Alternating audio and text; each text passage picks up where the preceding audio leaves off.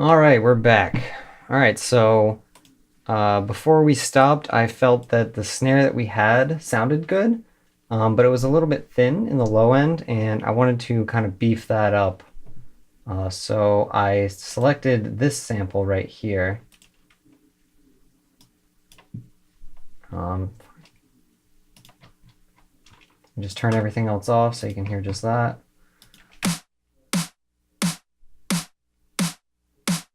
Doesn't sound too great on its own, but you always want to listen to your samples in context. That way you know, especially if you're looking for layers and not just the base of your sound, because oftentimes layers aren't going to sound good by themselves. So if you hear it now, how it adds to the original snare.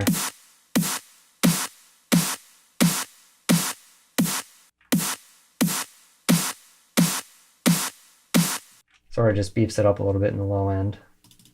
And I'm actually going to bring down some of the high end so it's not so noticeable.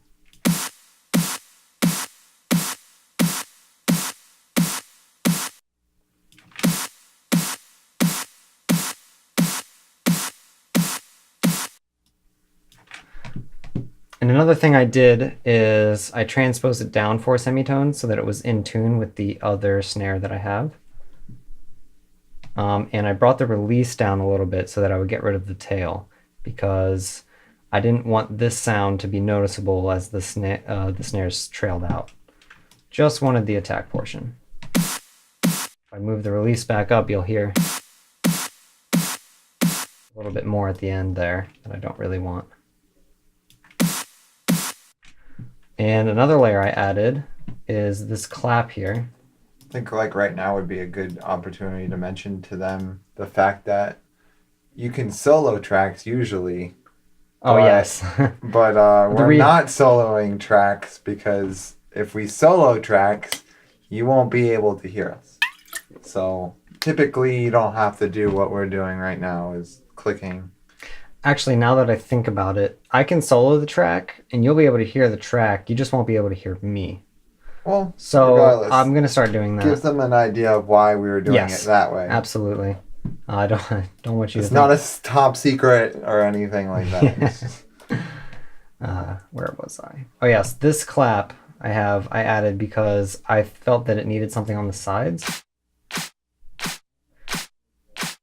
So if you listen to that in context.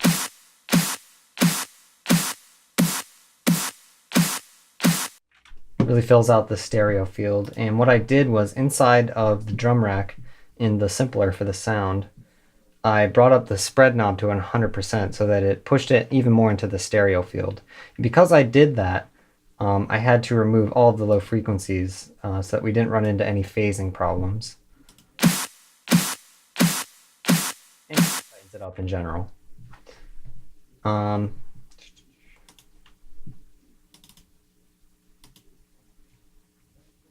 So yeah, now that I have that all set, let's take a listen to how everything sounds together.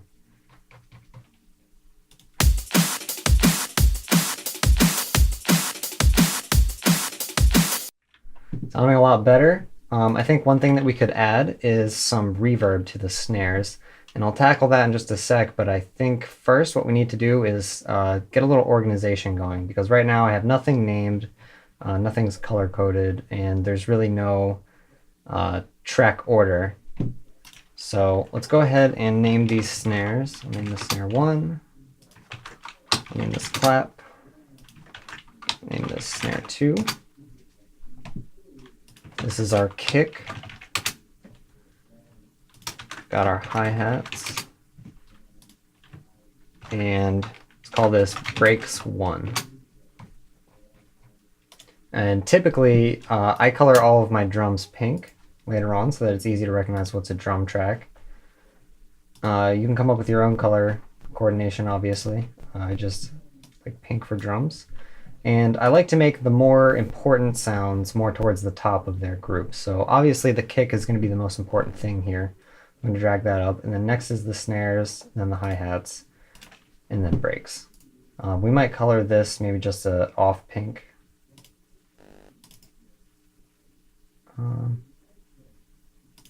That should be fine. And now let's group all of them. Call it the drums. Make that another type of pink. And the biggest benefit to grouping them is so that you can apply effects to all of them?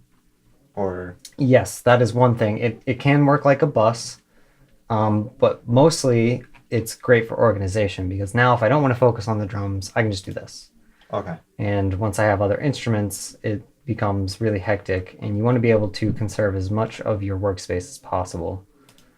And create a good flow, I suppose. It saves a lot of time just clicking that one instead of exactly having to instead of click trying each to one and minimize then each one. Your flow is broken. And exactly. everything comes down to flow, I guess. Yeah, or organization is a big thing that I feel that a lot of beginners overlook, and so that's why I'm really trying to focus on it in this walkthrough. Right. So another thing that I mentioned earlier is that I like to commit to my samples once they're layered. And the only reason I'm not going to do that right now with my snare is because once I start adding more instruments, I may still feel that the snare needs more. And typically I fiddle with the snare a lot more than I do with my kick. So for now, I'm just going to save myself the headache of having to go back, and I'm going to keep them separate for now. So I do think that we need to add reverb to these snares because they're a bit dry. The question is, which snare do I give the reverb to? Because if you give it to all of them, it can easily drown it out. Typically, you only need one sample to carry that, and maybe this option. Sorry, I sold that. I think this snare might be the best option, simply because it's not as noticeable. So let's go ahead and grab a reverb. Toss it in. I'm gonna minimize this for now.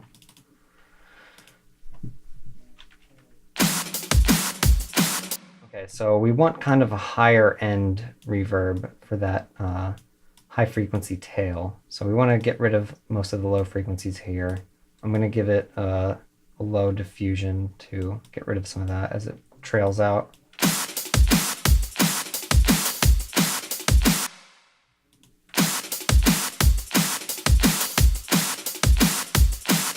Now, does that apply to the initial audio or the reverb only?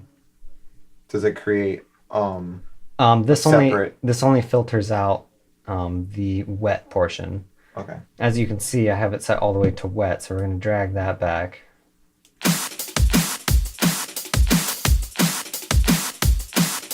Okay, now it's very subtle right now. What I'm going to do is actually one of the tricks I've shown you in one of my other videos called using audio effect racks for parallel processing. And I'm going to create an audio effect rack, and how I did this was I clicked on the reverb, hit Control-G to group it. Now it's in a rack. I'm going to hit Control-D to make another chain. Call that chain reverb. This will be our dry chain. And then the dry, I'm going to get rid of the reverb. And then this, I'm going to drag the dry wet all the way up because it's just a parallel channel now. So now we have the dry sound. And we also have the reverb sound by itself.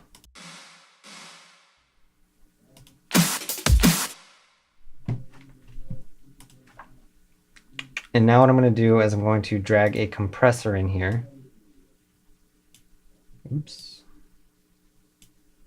I'm going to sidechain it by itself. And what this does is make it so that when the snare hits, there's no reverb. And then after the snare sound finishes, the reverb kind of comes back in.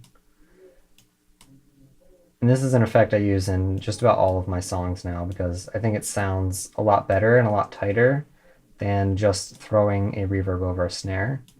It also lets you make the reverb sound a lot louder.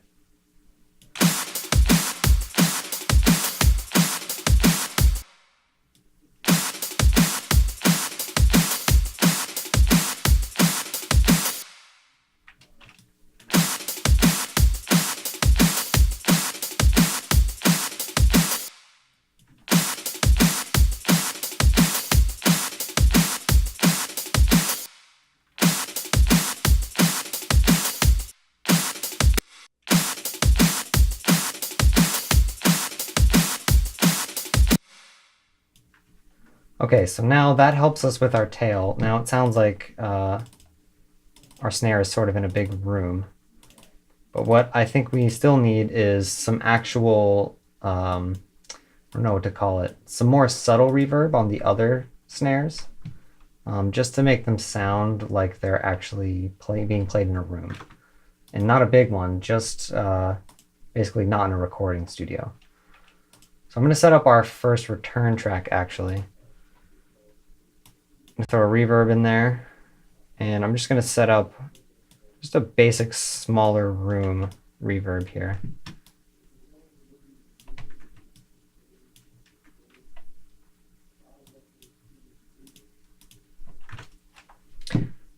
And now I'm going to bring up the send channels for these two snares. Snare and cloud.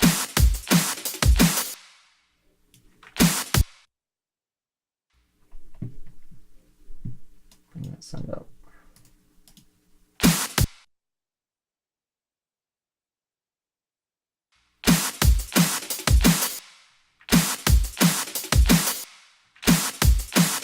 Okay. Awesome. Oh, that doesn't matter. Each individual track is being sent. Sounds good.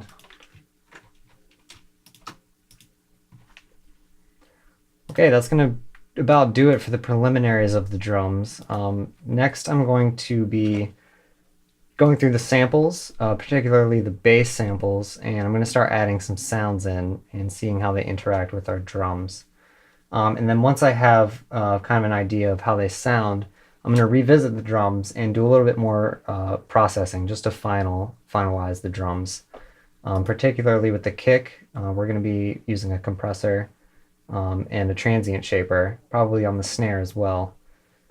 So for now, I guess that's going to be it for today. So goodbye. Goodbye.